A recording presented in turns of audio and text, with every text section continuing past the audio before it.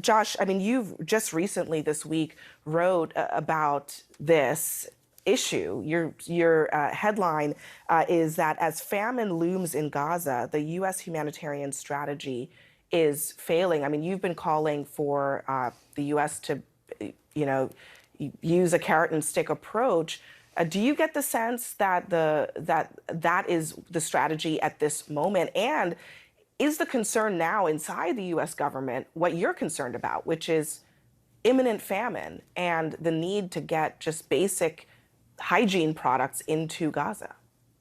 Right. Well, I generally agree with everything that Aaron said. I'm just a little less impressed by the administration's move and the Israeli reaction because, as I pointed out in that article, 1.1 million people are facing catastrophic food insecurity in northern and central Gaza.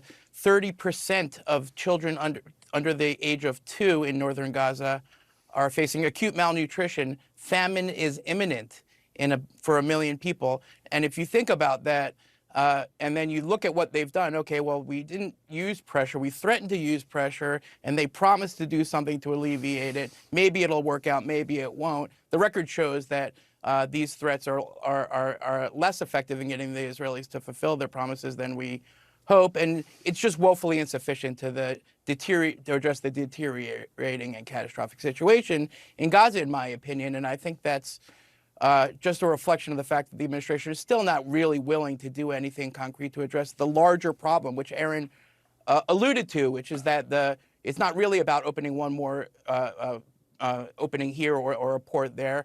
There's thousands of trucks sitting at the ports that are already open that are delayed by an onerous and arbitrary inspection process that turns away things like scissors and medical kits, or sleeping bags because they're the color green, or dates because they have pits in them, and the pits somehow are a threat to the Israeli army. And this kind of capricious and arbitrary inspection process is exacerbating the suffering of millions of people, many of them starving. So I think that, yeah, for sure we could say that this is a small step in the right direction, but to see the Biden administration just dragged into making this decision by the mounting criticism, both inside the Democratic Party, around the world, around the region, and so reluctantly edged towards the idea of using pressure is excruciating, not for just us as Americans who don't want to be complicit in what amounts to the watching an ally starve a million innocent people, but also the damage that it does to U.S. credibility around the world